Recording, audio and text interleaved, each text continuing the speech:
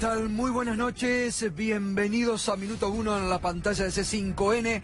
Hoy, más que nunca, la realidad. Lo que otros no te cuentan ni te contarán. Lo que otros no te muestran ni te mostrarán. Aquí, diariamente, te lo contamos, te lo mostramos, clarificamos la realidad para que sepas realmente lo que ocurre en la República Argentina. Venimos de un super domingo electoral, nuevos triunfos del peronismo arrollador en algunas provincias. La derrota número 14 para Cambiemos, 14 derrotas consecutivas en las provincias de Cambiemos, cuyo sello, cuya marca está en crisis, cruje Cambiemos. Solo ayer la provincia de Jujuy le dio una alegría al gobierno en su peor momento político y económico.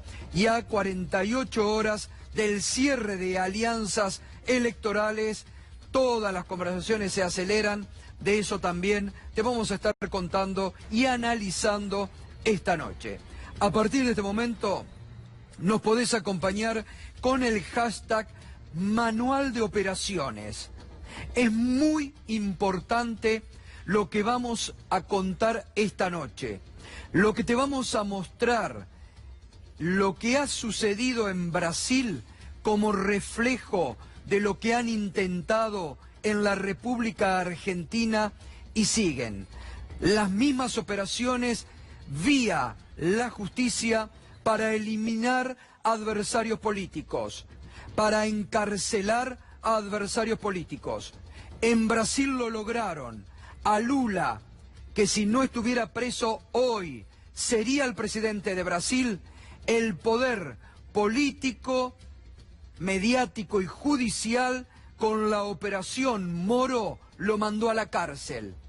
Solamente con la íntima convicción que el juez Moro decía tener de las pruebas que nunca hubo contundentes contra Lula. En la Argentina de Cambiemos, como un espejo, la misma operatoria. La misma operatoria. Jueces, fiscales, con la relación que en Brasil se destapó en las últimas horas. Los chats privados entre el juez Moro presionando a los fiscales para que, sea como sea, tenían que acusar a Lula, aunque las pruebas sean débiles o inexistentes. Pero la orden de Moro era: activen todo contra Lula. En la Argentina, gracias al D'Alessio Gay, toda la podredumbre está saliendo a la superficie. Por eso el poder político, mediático y judicial de la Argentina está tan nervioso. Porque se empiezan a caer todas las caretas, todas las mentiras. Sale a la luz la Operación Brasil.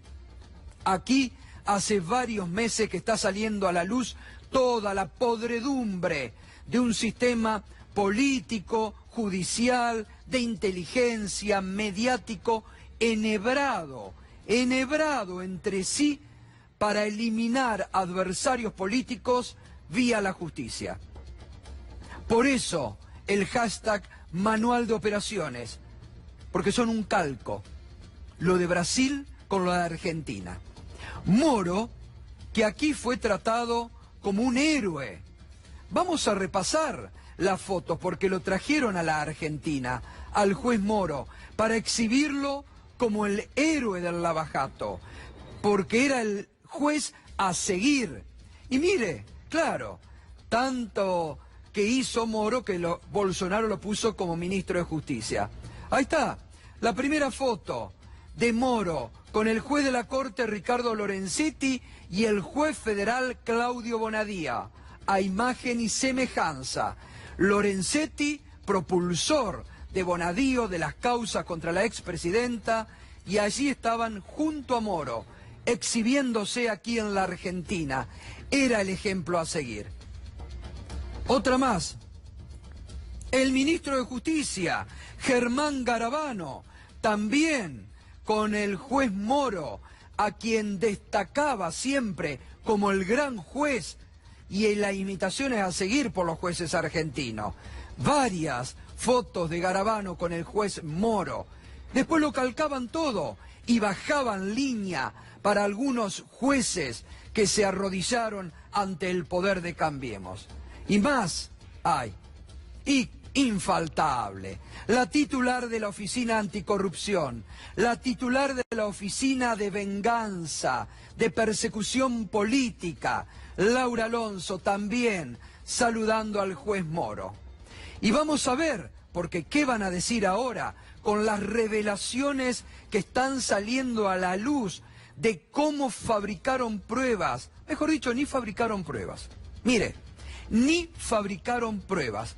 Todo era presión de Moro hacia los fiscales para que, sea como sea, tenían que acusar a Lula. Pedro Brigger, buenas noches. Y el primer análisis, contanos, Pedro, ¿quién revela esta operación en Brasil y la instancia en qué punto se encuentra hoy lunes? Buenas noches, Gustavo. Hace 24 horas aproximadamente salió la información. Una revista, un portal de investigación que nació en Estados Unidos en el año 2014, The Intercept, tiene una versión en Brasil, en portugués. Su director vive ahí, por lo tanto publican una serie de mensajes de diversos grupos donde estaban dos personas claves: el juez Sergio Moro y el procurador general, que se llama Deltan Dallagnol, y varios grupos de WhatsApp. ¿Qué es lo que revelan en este portal de investigación y que dicen que por ahora están comenzando a revelar algunas cosas? 4 cuestiones fundamentales. Primero, la trama para destituir a Dilma Rousseff en el año 2016. Segundo, el objetivo central, meter preso a Lula da Silva. Tercero, evitar que Lula da Silva pudiera ser candidato en las elecciones del 2018. Y en cuarto lugar, evitar que Fernando Haddad, el designado por Lula da Silva, pudiera ganar las elecciones en el 2018. ¿Cómo se arma esta trama? Filtrando a lo largo de los años todo tipo de audios a los medios de comunicación para desprestigiar a Lula da Silva y Dilma Rousseff. No sé si te suena conocido, Gustavo. Por supuesto, porque la operación comenzó contra Dilma, el golpe blando contra Dilma del poder político, mediático y judicial, y después siguieron con toda esta operación en la que se enganchó el propio Moro, que presionaba a los fiscales. Mire lo que dice, exclusivo, los mayores fiscales de Brasil en una trama secreta contra el partido de Lula. ¿Les suena esto en la Argentina? Bien, podríamos cambiar y diríamos, los mayores fiscales de Argentina en una trama secreta contra la expresidenta Cristina Kirchner. Un enorme tesoro de documentos secretos revela que los fiscales más poderosos de Brasil, que han pasado años insistiendo en que son apolíticos, en lugar de un complot para evitar que el Partido de los Trabajadores, o PT, ganen las elecciones presidenciales del 2018, al bloquear o debilitar una entrevista previa a las elecciones con el expresidente Luis Ignacio Lula da Silva, con el propósito explícito de afectar el resultado de la elección. Agreguemos, Gustavo, sí, que esto que acabas de leer, nosotros acá lo dijimos en C5N en los últimos 2 años. Lo que pasa es que no estaban los documentos, no estaban los diálogos entre el juez y los diferentes procuradores y fiscales, que ahora sí accedemos. Claro, esto, digamos, esto es ya cuando Lula estaba preso, por ir preso, ¿no? Ahora vamos a ver los chats que se intercambiaban antes de meterlo preso a Lula. Los fiscales pasaron casi un día inventando estrategias para evitar que la entrevista de Lula se llevara a cabo antes de la elección, o al menos diluyeran su impacto, de especular si una conferencia de prensa sería menos efectiva que una entrevista personal, o si deberían solicitar una petición para permitir que todos los demás prisioneros sean entrevistados para distraer la atención de Lula. Luego, Tessler dejó en claro para que estos fiscales estaban tan molestos por el hecho de que el expresidente pudiera escuchar al público antes de las elecciones. ¿Quién sabe? Pero una entrevista antes de la segunda ronda de votación podría ayudar a elegir a Haddad. Los fiscales en Brasil metidos de lleno en la política, metiéndose para evitar de todas formas que Lula hable, que Lula pueda tener algún tipo de incidencia sobre el proceso electoral. Ahora vamos a ir, porque acá está, este es el juez Moro, este es el juez Sergio Moro, el juez del Lavallato, tomado en la Argentina como ejemplo, que ni bien ganó Bolsonaro, saltó al puesto de ministro de Justicia, claro, lo premiaron por los servicios prestados. Y este es el fiscal general Deltan Dallagnol, el fiscal general Deltan Dallagnol, el que tenía que llevar adelante las acusaciones contra Lula. Como las pruebas eran débiles y el fiscal decía, tenemos pruebas débiles, Sergio Moro lo presionaba, diciéndole, no importa lo de las pruebas, usted tiene que acceder a la acusación contra Lula. Y incluso le daba hasta recomendaciones sobre cómo hacer un PowerPoint acusatorio con el edificio de Lula, relacionarlo, decía, de alguna forma a Lula con Petrobras. Eso le marcaba Moro, el juez, al fiscal, en algo totalmente armado. Pedro. Sí, digamos que ellos siempre se presentaron como técnicos imparciales y apartidarios. Lo decían, lo escribían, lo publicaban. No nos metemos en política, solo perseguimos justicia. Lo que todo esto revela es que efectivamente estaban actuando en política, porque obviamente el Poder Judicial nunca es imparcial, y además lo que antes mostraban los diálogos tienen que ver con una entrevista que le piden varios medios de comunicación a Lula da Silva, la Folha de San Pablo principalmente, que ese diario está muy enojado con lo que está pasando, porque ellos querían una entrevista y se la negaron, porque el juez y el procurador, y varios de ellos, en grupos de WhatsApp, debatían qué era mejor o peor, cómo hacer la entrevista. Lo que leías antes, si hacerla solo, si hacerlo en grupo, cómo licuar la entrevista, porque el gran temor de ellos era que si Lula da Silva, aún preso y fuera de carrera, daba entrevistas, eso iba a favorecer a su candidato Fernando Haddad, y Fernando Haddad podía ganar las elecciones. Entonces, entre ellos debaten qué hacer para tener menos daño y que Haddad no gane las elecciones. Bien, vamos a ver ahora, porque la revista de Intercept está revelando hasta ahora poco material, lo que ha mostrado, bien lo decía Pedro, vamos a ver una parte de lo que sostiene, acá está, el fiscal general Deltan Dallagnol. Dirán, él le dice a un grupo de fiscales, dirán que estamos acusando en base a los diarios. En base a los diarios, ¿le suena? En base a los diarios. Dirán que estamos acusando en base a los diarios y pruebas frágiles. Hasta ahora tengo dudas. Mire lo que dice el fiscal general. Hasta ahora tengo dudas de la conexión entre Petrobras y el enriquecimiento. Y después de que me hablaron, estoy con recelo de la historia del departamento. Atención, el fiscal general que tenía que acusar a Lula duda de las pruebas que le decían que tenía que presentar.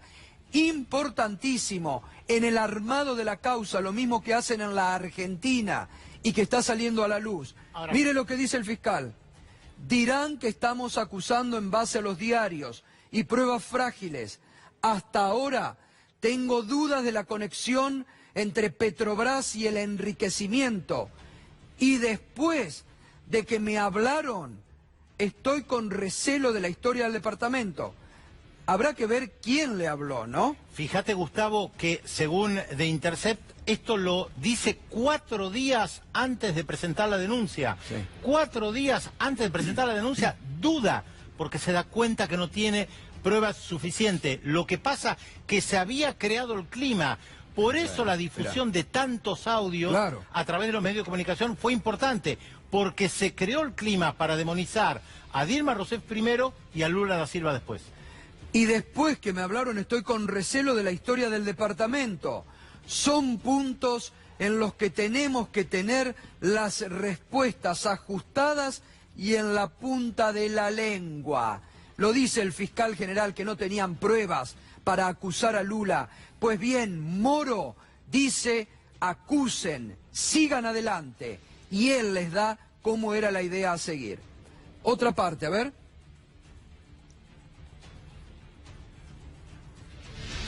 El Carol PGR que funciona, que así está indicado en Telegram, porque son todos mensajes de Telegram, se identificaban al grupo de fiscales, lo que acá sería la Procuraduría General. Deltan, le dicen los fiscales, o desde la Procuraduría, acá lo que sería Casal, Deltan al fiscal general, Deltan, amigo, toda mi solidaridad. Estamos en un tren fuera de control y no sé qué nos espera. Sigo muy preocupado por el posible regreso del PT. Claro, se habían mandado el moco sin prueba de acusarlo a Lula, de mandarlo a la cárcel. Deltan Dalagnol, el fiscal general, dice, estoy contigo, Carol, entre ellos se daban fuerza. Control, la Procuraduría, reza de hecho. Necesitamos esto como país. Le salían, lo hacían por el país. Estos eran los fiscales que acusaron finalmente a Lula, ¿no? Bueno, a raíz de esto, ya ayer a la noche Dilma Rousseff, la expresidenta destituida, recordemos, en agosto de 2016, pidió la inmediata liberación de Lula da Silva. Creo que tenemos el tuit de ella, se comunicó por las redes sociales inmediatamente al saber eso. Dilma Rousseff, la expresidenta, ahí lo podemos ver, si no me equivoco. Las revelaciones de @ de Intercept dejan explícita relación ilegal y espuria entre el juez Sergio Moro y abogados del Lavallato, especialmente por Deltana Dalagnol. Un fraude jurídico construido para condenar a Lula sin crímenes, sin pruebas e impedir su elección para presidente. Por supuesto que también quien fue candidato a la presidencia, Fernando Haddad, se expresó después de conocer todo esto. Podemos estar ante el mayor escándalo institucional de la historia de la República. Muchos serían presos, procesos tendrían que ser anulados y una gran farsa sería revelada al mundo. Vamos a acompañar con toda cautela, pero no podemos detenernos, que se apure toda la verdad. Esta mañana nosotros en Mañana Silvestre en Radio 10 hablamos con el responsable de la Secretaría de Derechos Humanos del PT, quien nos adelantaba que estaban preparando una presentación ante el Superior Tribunal de Brasil. Pedro, esto se efectuó ya, ¿no? ¿O se va a efectuar mañana? En principio, aparentemente, el Tribunal Supremo Federal se estaría reuniendo para analizar lo que está pasando. Y déjame agregar un detalle que hoy también hablábamos en la radio, Gustavo. Lo que difunde la revista o el portal de noticias, no son conversaciones privadas. Claramente separó lo privado de lo público, que tiene un interés político, a diferencia de lo que hizo el juez Moro en el pasado, cuando difundió conversaciones privadas entre Dilma Rousseff y Lula da Silva, justamente para dañar su imagen. El objetivo de difundir conversaciones privadas que no tenían nada que ver con la gestión pública era para difamarlos. Y además, Pedro, quiero detenerme en algo. Hablemos de este sitio de internet, porque no es cualquier sitio. Su director ganó un premio Pulitzer, tiene fama internacional. Es un portal de noticias creado en Nueva York en el año 2014, tiene varios periodistas de investigación, Jeremy Scahill y otros realmente muy muy buenos que han investigado la intervención de Estados Unidos en Irak, en Afganistán. Scahill testimonió ante el Congreso en más de una oportunidad. Son periodistas efectivamente que hacen trabajos de investigación y tienen una versión en portugués porque Greenwald está en Brasil y por eso deciden publicarlo en inglés y en portugués con una gran repercusión a nivel internacional, aunque hoy a la mañana una parte de los medios de comunicación en Brasil, especialmente algunos diarios, trataron de taparlo, de no hablar de esto. No sé si te suena conocido. Bueno, Gustavo, te suena mañana conocida. no lo van a poder ocultar Acá en más. la Argentina, salvo el diario Página 12 y el Cronista Comercial, y nosotros, hoy aquí en Minuto 1, nadie habla de esto, porque esto es lo que está pasando en la Argentina de hoy. Son, como lo estamos diciendo a través del hashtag, el manual de operaciones. Comenzaron en Brasil, lo están haciendo en la Argentina, lo quieren hacer en Ecuador. Esto lo denunciaba mucho Lula años anteriores, lo advertía Lula sobre lo que se veía venir. Lo están haciendo, reitero. Claro, aquí hubo, a diferencia del PT, que tardó, ustedes me habrán en más de una oportunidad escuchado criticar la estrategia del PT, porque el PT demoró en suplantar y encontrarle un candidato firme a Lula, porque sabían que lo iban a meter preso. Por eso la decisión también de la expresidenta Cristina Kirchner acá, porque como yo lo he contado, la obsesión es meterla presa. Y ya tenían resuelto en la Argentina, si Cristina Kirchner era candidata a presidente, en el mes de septiembre meterla presa y de esa forma dejar sin candidato a la oposición.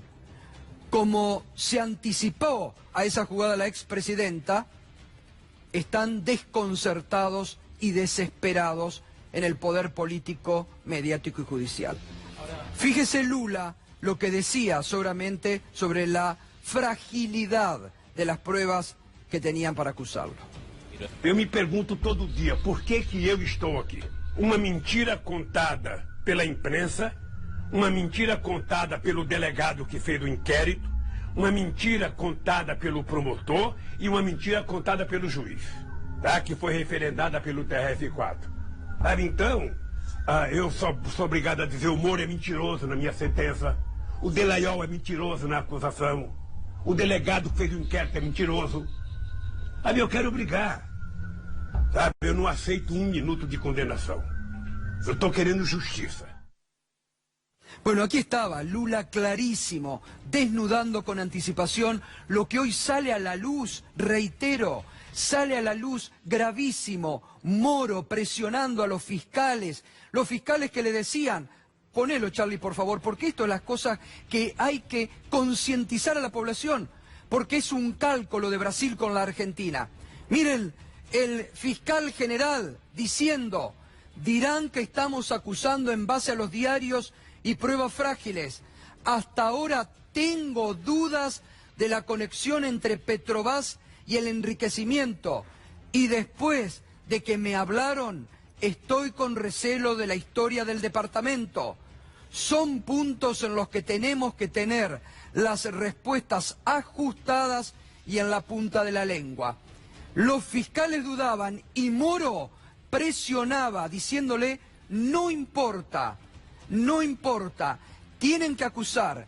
Y Moro les daba las instrucciones de la forma en que tenían que armar la operación contra Lula para llevarlo a la cárcel, para dejarlo fuera de juego. ¿No les parece similar a lo que pasa en la Argentina de hoy? Con la diferencia, reitero, que la expresidenta actuó rápidamente, evitó que en septiembre la metan presa como tenían ya, con anuencia de algunos peronistas, desaforarla y que vaya a la cárcel y dejar sin candidato a la oposición. Y además, porque aquí el D'Alessio Gay está ayudando a descubrir el armado de causas que hicieron jueces, fiscales, periodistas y los servicios de inteligencia. Irina quiere participar. Buenas noches, Irina. Gustavo, es muy importante esa foto, la foto que mostramos de Sergio Moro junto con Lorenzetti y Claudio Bonadío, porque te diría que ese es el punto de partida de buena parte de la ofensiva judicial que vimos en los últimos años, especialmente dirigida a exfuncionarios del kirchnerismo. A Sergio Moro lo trajo a la Argentina el Colegio Público de Abogados de la Ciudad de Buenos Aires, que viene a ser como una especie de brazo ejecutor de muchas de las políticas que no puede blanquear el gobierno, lo hace a través de ese Colegio Público de Abogados. Esa por un lado. Y por otro lado lo trajo en conjunto con el Ministerio de Justicia. La Corte Suprema agarró y lo llevó a Sergio Moro a la propia Corte a darle una charla a todos los jueces federales. Se lo presentó como el modelo que tenían que seguir los jueces federales en Argentina. Los que estaban sentados ahí eran los jueces más conocidos de Comodoro Pi, fueron los que estuvieron sentados a la mesa del juez Sergio Moro en el momento que todavía era juez. Y esa foto que vimos es de ese momento. Y en ese entonces fue que la propia Corte Suprema, y esto es lo que perdemos de vista a veces, arengaba acá a los jueces federales para que actuaran con ese modelo que se gestaba en Brasil y que se traía para la Argentina. Gato, también es Juan, buenas noches, Juan. ¿Qué tal? Buenas noches. No podía evitar trazar un paralelismo mientras vos leías este chat entre los fiscales, mientras hablabas de Sergio Moro, y lo que sucede acá con distintas causas. Recién en el chat los fiscales decían, bueno, vamos a armar la acusación en base a notas periodísticas, hay pruebas frágiles, y obviamente en Argentina sucede exactamente lo mismo. La gran diferencia entre Moro y Bonadío, por ejemplo, es que Moro tenía la potestad de condenar directamente. Bueno, acá inventaron la prisión preventiva, pero fíjate algunas causas nada más. Vialidad Nacional, hoy está en juicio oral. ¿Quién es el testigo? Fariña. Fíjate si no hay pruebas frágiles. El mecanismo, el libro de Daniel Santoro, pronto ir a indagatoria por participar de una asociación ilícita que metía presa a la gente y la extorsionaba. Causa GNL, tenés un perito trucho, una nota periodística y el testimonio de Marcelo D'Alessio. Fíjate si no se están armando causas en Argentina. Fotocopia de los cuadernos, nota periodística, cuadernos que nunca aparecieron, que fueron utilizados para hacer un asado, y empresarios que quedan en libertad a cambio de decir y de cantar un nombre. Lula sería en Brasil, Cristina Fernández de Kirchner acá en Argentina. Y el memorándum con Irán, que surge de la misma forma, con una nota periodística de Pepe Eliashev. Es realmente muy impresionante la similitud entre los armados de causas en Brasil, con notas periodísticas frágiles, como dicen los fiscales, y acá en Argentina, con Claudio Bonadío. La única diferencia es que Moro podía condenar, Bonadío tuvo la prisión preventiva y hoy Cristina Kirchner tiene fueros. Déjame... Como digo habitualmente, son tan obvios que lo premiaron al juez Moro llevándolo como ministro de Justicia de Bolsonaro. Le pusieron la frutilla al postre para demostrar en agradecimiento por las tareas cumplidas, por haber eliminado al mayor adversario que era Lula. Pero nosotros la semana pasada, en exclusiva, en este programa, mostramos cómo hasta el Papa Francisco expresó la preocupación por este manual de operaciones, por lo que se hizo en Brasil, por lo que se está haciendo en la Argentina, y lo expresó ante jueces argentinos que estuvieron en el Vaticano. Escuchalo al Papa. De reunirme con ustedes para manifestarles mi preocupación por una nueva forma de intervención exógena en los escenarios políticos de los países a través del uso indebido de procedimientos legales y tipificaciones judiciales. El lawfare, además de poner en serio riesgo la democracia de los países, generalmente es utilizado para minar los procesos políticos emergentes y propender a la violación sistemática de los derechos sociales.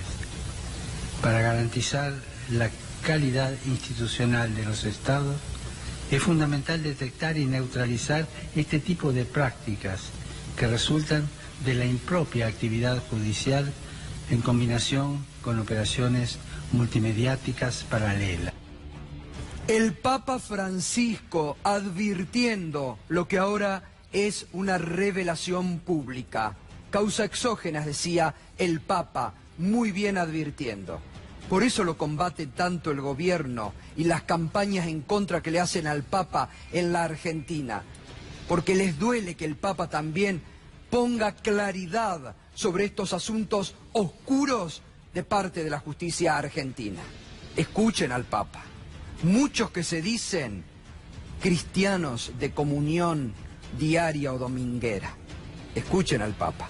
Cerramos, Pedro. Sí, déjame agregar algo respecto del manual de operaciones que vos decías, o como dice Gustavo Silvestre, son tan obvios. Hace 7 horas aproximadamente, Eduardo Bolsonaro, uno de los hijos del presidente de Brasil, tuiteó y dijo que esto no cambia nada porque en realidad Lula estaba al frente de la mayor organización criminal del mundo. Del mundo. Un lenguaje muy similar al que usan colegas acá para calificar la organización criminal mayor de la historia de la humanidad. Acá es 2 PBI, allá es del mundo. El PBI del mundo. Esperá, te adelantaste, porque Bolsonaro dijo en un tuit también que lo que se robaron era varios PBI, aunque no lo creas. ¿Te das cuenta? Son tan obvios. Coinciden, hasta se pasan la misma letra. Son tan obvios que se pasan hasta la misma letra. Es un manual, son de manual. Pero fíjese cómo es importante, no nosotros, que C5N esté en el aire. Porque si no estuviera C5N no te enterás hoy de estas revelaciones. No te hubieras enterado del D'Alessio gay. No te hubieras enterado de la podredumbre que un juez con dignidad, como el juez Carzoglio, denunció a la AFI, que le mandaban la sentencia para que firme, para meterlos presos a Hugo y Pablo Moyano.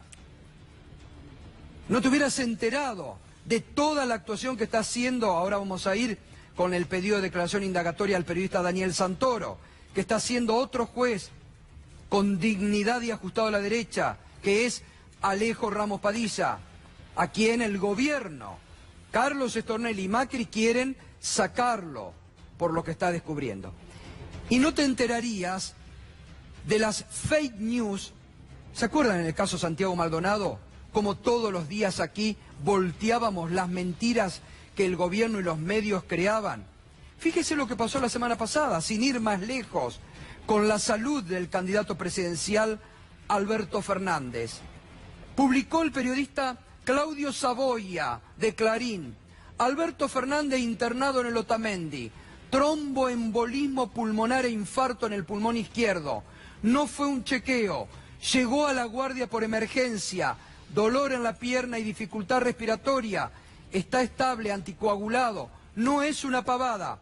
Salió esa misma noche el parte médico oficial del sanatorio Otamendi, que decía lo que tenía Alberto Fernández. ¿Lo tenemos? Al parte. El parte médico, vamos antes, porque hubo esa noche un parte médico, pero Clarín al otro día insistió con su propio parte médico, no le dio importancia al parte médico oficial y puso en tapa: el candidato de Cristina Fernández tuvo tromboembolia y una lesión en el pulmón izquierdo. Mire ayer, diario Perfil, columna del doctor Nelson Castro. Ayer, diario Perfil, columna del doctor Nelson Castro. Desmiente a la tapa de Clarín y al periodista Saboya. ¿Qué dice? Perfil, que tiene Fernández, la salud de Alberto. Un antecedente hace una década llevó a versiones equivocadas. Dolor, pulmones y el poder que enferma. Y mire lo que dice sobre el diagnóstico de Saboya y de Clarín. No tuvo fiebre y tras los estudios el diagnóstico surgió en forma certera. Sin embargo, la versión de un posible tromboembolismo pulmonar estuvo circulando durante varias horas, así como otra versión que hablaba sobre un supuesto estado de gravedad del precandidato presidencial. Y sigue diciendo Nelson Castro: ninguna de las dos informaciones fueron ciertas. No estuvo en ningún momento en estado de gravedad. De haberlo estado y de haber sido la causa de esa eventual situación, un tromboembolismo pulmonar, habría sido internado de inmediato en la unidad de cuidados intensivos del Otamendi y su permanencia en el sanatorio habría sido más prolongada. Ayer, el doctor Nelson Castro y Perfil desmintiendo al diario Clarín y al periodista Claudio Saboya. Bien, esto es lo que tiene que ocurrir de un periodismo digno que se imponga a las fake news. Irina Hauser, el periodista Daniel Santoro llamado a indagatoria en el D'Alessio Gate. Efectivamente, Gato está citado a indagatoria para el día 25, indagatoria que significa que está citado como sospechoso de formar parte de la asociación ilícita que se está investigando, esta asociación ilícita donde se describen maniobras de espionaje ilegal. El juez Alejo Ramos Padilla en esta citación lo que describe es principalmente el vínculo de Daniel Santoro con Marcelo Sebastián D'Alessio. Explica que además de haber sido un vínculo de ser un vínculo de confianza y de cercanía, que había un vínculo de colaboración mutua. Esto es lo que describe. Santoro aportaba algunas notas a través del diario Clarín, explica el juez, para colaborar con la estrategia de Marcelo Sebastián D'Alessio de aprietes y de presiones a determinadas personas. Una de ellas es Gonzalo Brusadobat, el ex ejecutivo de PDVSA, que fue llevado a declarar a la Fiscalía de Carlos Stornelli. Para lograr llevarlo, hace que se publique una nota en el diario Clarín. Y la mecánica se va repitiendo con otros casos similares, como por ejemplo el de Mario Cifuentes. De esa manera, Daniel Santoro, citado finalmente como sospechoso de formar parte de esta asociación ilícita.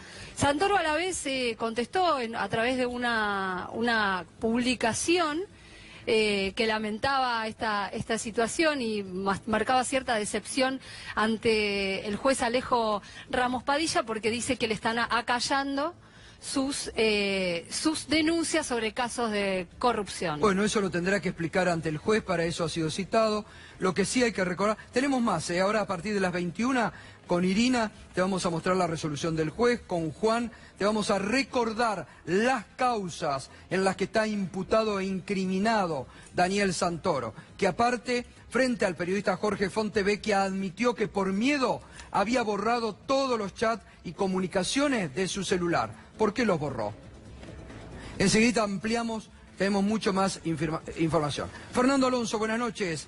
Salió la inflación de los trabajadores, ¿no? ¿Qué tal, Gustavo? Buenas noches. Sí, salió la inflación correspondiente a mayo, 3.1% es lo que mostró la inflación registrada en mayo. Tenemos una placa donde muestran cómo se movió la inflación en el acumulado. La Universidad de los Trabajadores, 3.1 en mayo, 19.8 la acumulada en lo que va de 2019 y 57.4% en los últimos 12 meses, es la inflación más alta de los últimos 20 años, así que hay que prestarle atención.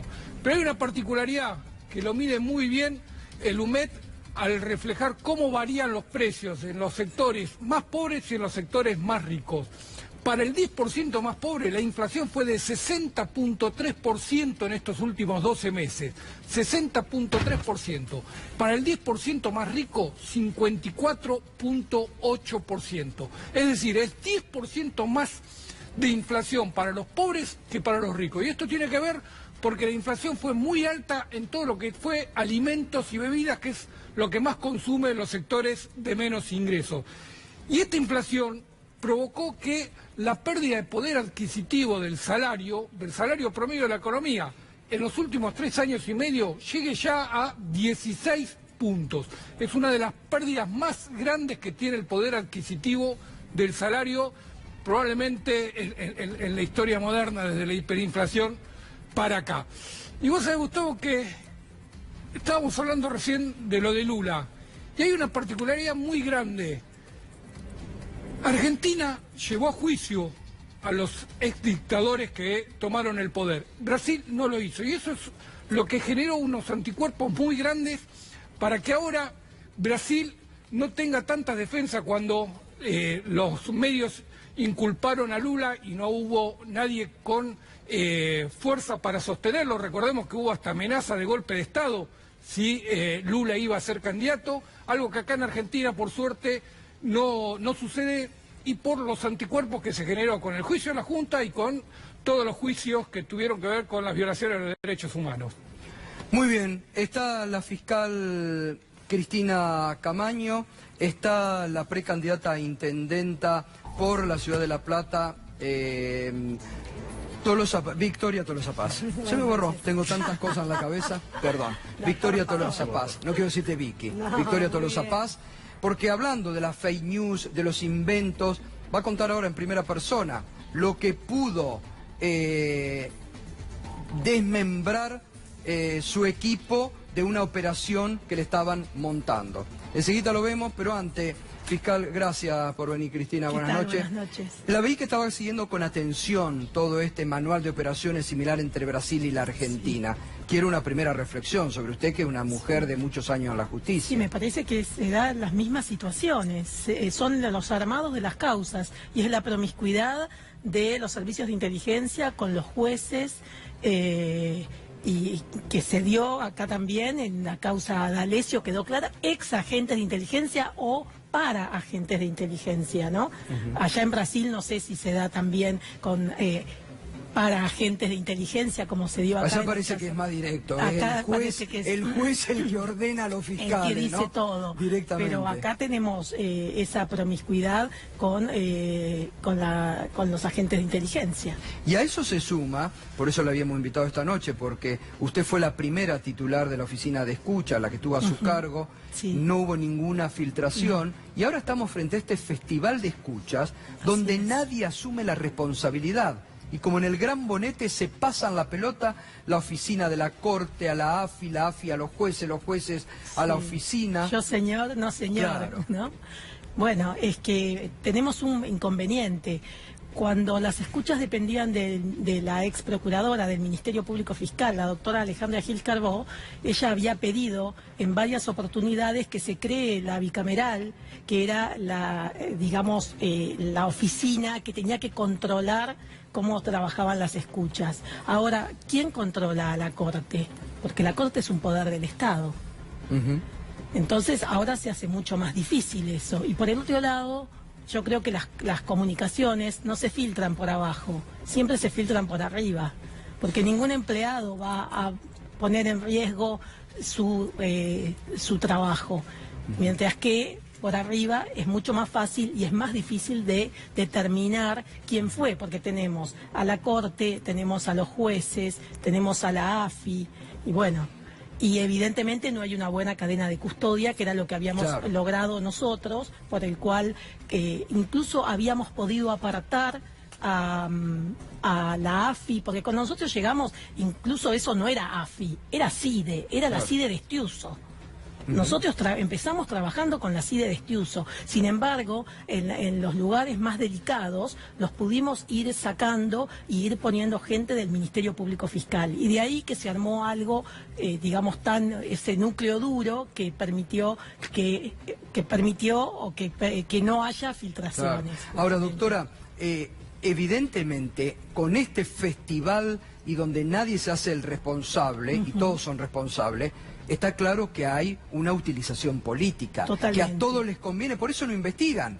Por eso, ¿por qué tendrían que denunciar? La oficina de escucha tendría que presentarse a una denuncia judicial, investiguenme. Claro. ¿Por qué no lo hacen? Claro, porque no está transparentado y porque además se armó algo más, que es hoy la nota que hizo Irina, que está buenísima, en donde también están investigando. Ellos también hacen investigaciones, cosa que la oficina de escuchas no debería hacer investigaciones, porque eso también abre el juego a que se puedan filtrar más cosas, porque no es solamente lo que se está escuchando, sino también lo que están investigando. Claro. ¿No? ¿Y cómo se sale de esto? Porque la verdad que es gravísimo para el sistema político, este festival, que nadie ponga control, se las utiliza para difamar personas, para crear causas. es muy grave, ¿no? Bueno, hay que hacer un protocolo, como teníamos nosotros, de una buena cadena de custodia.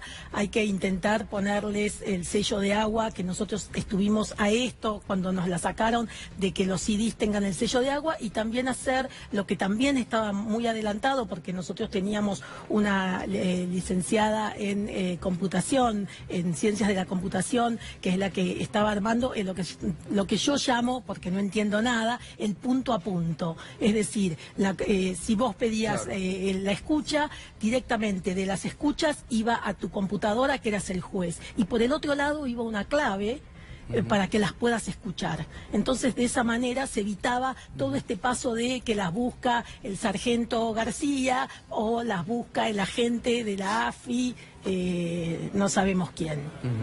Claro, Bárbaro. Sí. Cristina, Sí. ahora las escuchas hoy están en manos de alguien, ya está, digo, ya llegó Sí. a colegas, es indudable, y de hecho el propio Leal Ibarra dijo el otro día, hay un festival de escuchas, espero que no se sigan difundiendo como si fuera, bueno, depende de la suerte o de la voluntad del colega. Sí. ¿No existe algún tipo de amparo, algo que pueda llegar a frenar este delirio de escuchas Existe ilegales? la denuncia, lo que hay que hacer es denunciar y empezar a investigar, pero insisto con esto, ¿quién investiga a la Corte?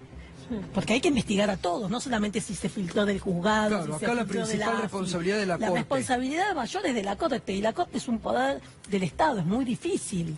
La AFI por lo menos tiene al Ejecutivo, vos dirás, bueno, con el Ejecutivo, bueno, pero tiene el Ejecutivo. La Procuración tenía la bicameral. La Corte, ¿quién controla la Corte? O sea, si la Corte quisiera, para que quede claro, si la Corte quisiera, las escuchas mañana no salen más en los medios de comunicación. Bueno, salvo que no sea la DAJUDECU la que filtre y que sea un juzgado, pero en ese caso, ante las denuncias, habría que empezar a investigar. Pero además necesitas una buena cadena de custodia para saber por dónde pasaron esos CDs. Porque si no tenés eso, es... Hay algo claro, se filtran solo un tipo de escuchas, Exacto. no a todos, solo un tipo, y siempre caen en manos de los mismos... y siempre del mismo lado del político, mismo lado digamos, político. ¿no? De los que Y los salen a mismos correr. Es decir, eso no es un empleado bajo Exactamente, que por no eso sabe digo, qué hacer las con... escuchas, las comunicaciones se filtran por arriba, no se filtran por abajo. Obvio. Además, ¿quién las reciben? Los mismos periodistas y Carrió, que no creo que va a ser una ordenanza llevárselas a Carrió. Exactamente. Gracias, doctora, como siempre. Bueno, Muy muchas gracias a amable. ustedes por la invitación. Victoria, buenas noches. Buenas noches. Bueno, Gustavo. contanos, en Bueno, tu la casa... verdad que en tu caso, desmantelamos una vez más, una justamente fake news que tenía toda la intención de llevarme el domingo a la noche a la pantalla del programa de Jorge Lanata. Esto es, el secretario de Comunicación de la Municipalidad de La Plata, Martín Musiatti, directamente involucrándose con dos periodistas de Lanata, Manu Jove y Rolando Barbanaro, dos periodistas muy reconocidos cercanos a Jorge Lanata, yendo a ver a una vecina de la ciudad de La Plata, insistiéndole, que está ahí la imagen, que es la que se animó, por supuesto, Verónica Bravo a hacer la cámara oculta, todos los beneficios que iba a tener laborales, ella y su marido, dos empleados municipales, a cambio de que grabara una estafa, o sea, que me pusiera a mí el nombre de Victoria, estafó a un barrio, que es un barrio muy pobre, Gustavo, que hace más de 10 años tuvimos junto a un grupo de excelentes dirigentes políticos que estaban a cargo de la Escribanía General de Gobierno, la intención de frenar un desalojo masivo y lograr que esa gente tuviese dónde vivir. Como este trámite está en la Escribanía General de Gobierno en la provincia de Buenos Aires, y evidentemente Garro está obsesionado en esta desesperada carrera por frenar la pérdida de Cambiemos, en este caso en la capital de la provincia de Buenos Aires, en la ciudad de La Plata, es que trata permanentemente de desprestigiarme. Y el caminito es un portal local, Realpolitik, y la amplificación que le puede dar Jorge Lanata a este tipo de denuncias. A ¿no? ver, lo escuchamos a Martín Musiatti, a quien vos denunciás como el autor de esta Sí. cámara oculta. Lo escuchamos, que es el secretario de Prensa y Difusión, ¿no? Sí, comunicación de la Comunicación. Municipalidad de La Plata. A ver. Y a todo esto, ¿no? Yo te quiero preguntar, o sea, ustedes vienen a hacerme la nota de todos los zapatos, ¿no? Ahora, ¿qué es lo que quieren? Digo, y después los medios toman partido, ¿por qué? Porque están viendo que la mina está todo el tiempo en los medios diciendo que quiere ser candidata a intendente de La Plata. ¿Entendés? Entonces vos decís, che, ¿cómo puede ser esta mina con este pasado, candidata a intendente? ¿A vos te parece? Entonces digo, a mí me parece que eso amerita hacerle la vida imposible 10.000 veces. Amerita hacerle la vida imposible 10.000 veces. Amerita hacerle la vida imposible 10.000 veces. Increíble, ¿eh? ahí con las pruebas diciendo, preparando la operación. Un funcionario. ¿Sigue siendo 3 funcionario? días. Mira, todavía no sabemos exactamente. Primero, Julio Garro no le pidió la renuncia. Julio Garro el viernes dijo al intendente de La Plata que Martín Musiatti no es funcionario, no es empleado y no es empleado de planta permanente de la municipalidad. Es más, nos enteramos el domingo a la noche, Gustavo, después de que esto se hizo público, que en realidad Musiatti es empleado de Telam. Claro. La Ñoqui diputada en Telam. Analía Ferreira está pidiendo hoy mismo un pedido de informe porque es ñoqui en Telam, desempeña cargo en la municipalidad y maneja la pauta publicitaria. Varios de los medios nacionales lo indican a él como la persona que claramente se presentaba como el secretario de Comunicación y con quien tenían que acordar la pauta de la municipalidad. Manejó presupuesto municipal, estructura municipal, despacho al lado del intendente, chofer, que va justamente hasta la puerta de la vecina donde tenemos la patente, auto de la municipalidad, policía dando vueltas a esto que dice un poco Juan, ¿no? Los servicios de inteligencia, el poder político y en este caso un periodista que es la cloaca mediática en la República Argentina, Jorge Lanata, que quedó totalmente al descubierto. La locura de Manuel Jove, el periodista que le dice, denuncialo a Garro, pero sacame de acá, ¿por qué me mencionás? Porque estos periodistas, cuando a vos te ensucian, ellos no tienen ningún problema, no chequean la información. Cuando se ven involucrados y de manifiestamente abierto hasta la ciudadanía este tipo de manejos, se enojan. Le gritaba a Verónica, sacame de ahí, ¿por qué me pusiste en el video? Vamos a ver la otra parte, hay mucho, pero vamos a ver otra parte. Y 1 hora de grabación. Que me llame, se agarro, y que él se comprometa a decirme, Julio, y me decís, bueno, mira Verónica, yo hablé con Julio, vengo de parte de Julio, como vos decís, que trabajás en la municipalidad, que venís de parte de ellos, porque vos venís referente a la municipalidad de La Plata. Yo prefiero que vos me digas la verdad y me digas, mira Verónica, yo me comprometo, Julio se compromete también a hacer que no te van a bajar el sueldo, ni a vos, ni a tu familia. Eso ya dalo por hecho. Como yo le dije, yo me levanté, digo, no, esto fue una gestión, fue un armado, aunque vos me digas que no, yo sé que es un armado. Decía, está el juego de nuestro trabajo, si Julio nos va a bajar el contrato, lo que sea, Damián, no sé qué vamos a hacer. No, eso sinceramente. Bueno, Pobre. contanos quién es Verónica, esta chica que impresionaban para que hablen contra tuya. Verónica Bravo es una trabajadora municipal, el brazo que se ve es el del marido, Damián Fortuna también, los 2 trabajadores municipales, que se encuentran con la cámara de ETN, con estos 2 productores, y Musiatti, que no dice originalmente que es la mano derecha de Garro, se hace pasar por un periodista independiente.